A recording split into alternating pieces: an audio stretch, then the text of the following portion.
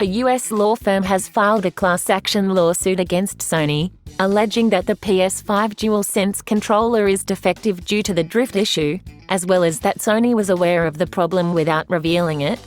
The lawsuit calls Sony's conduct fraudulent, misleading, illegal, and unfair.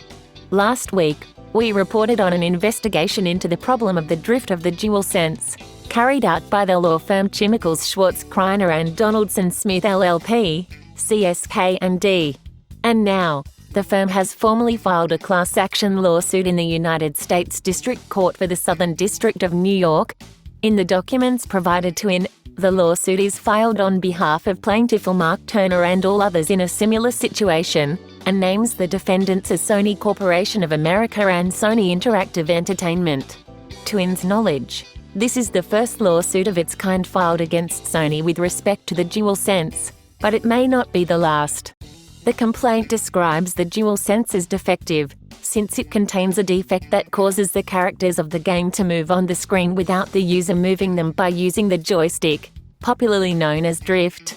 In addition, the complaint alleges that Sony has been aware of the problems with drift through consumer complaints on the internet, complaints made by consumers directly to it and through its own pre-launch tests.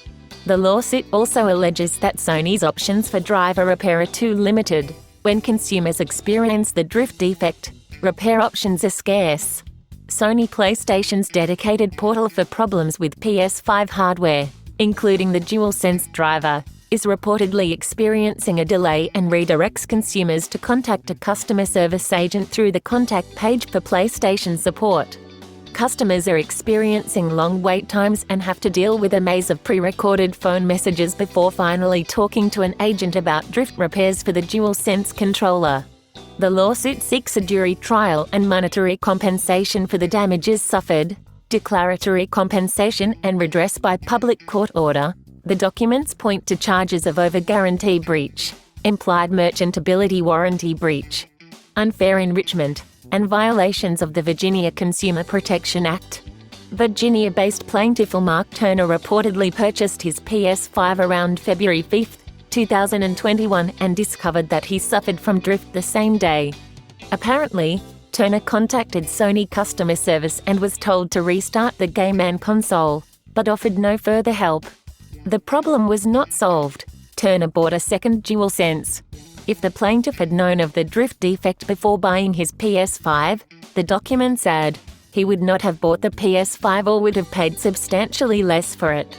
An additional interesting detail, Turner admits to having accepted Sony's terms and conditions when setting up the PS5, but apparently sent a letter to Sony expressing his intention to opt out of any dispute with Sony through individual arbitration, a separate class action lawsuit by CSK and Contra Nintendo regarding the drift of the Joy-Cons was recently submitted to arbitration before reaching the courts. A similar move may not be possible in this case, so it is more likely to reach the trial by requested jury. Apart from Turner's report, the documents show a series of examples of comments on social networks regarding the PS5 drift, with players complaining about the problem. CSK&D also points to deviation reports on the DualShock 4 controllers of the PS4, since the controls within both driver models are similar. So CSK&D adds that to its evidence of Sony's previous knowledge of the problem. The lawsuit says that there is no indication that Sony has developed a solution for drift in the DualSense. Rather, it seems that it simply performs some kind of minor renovation and sends the DualSense controller back to consumers who are still defective and susceptible to the manifestation of the problem in the future. The lawsuit seeks reparation in the form of an order to stop Sony's illegal, deceptive, fraudulent and unfair commercial practices, the establishment of a free recall or replacement program for DualSense controllers, compensatory damages and more. IN has contacted Sony to obtain statements about the lawsuit. In any case, drift has become an increasingly hot topic in recent years.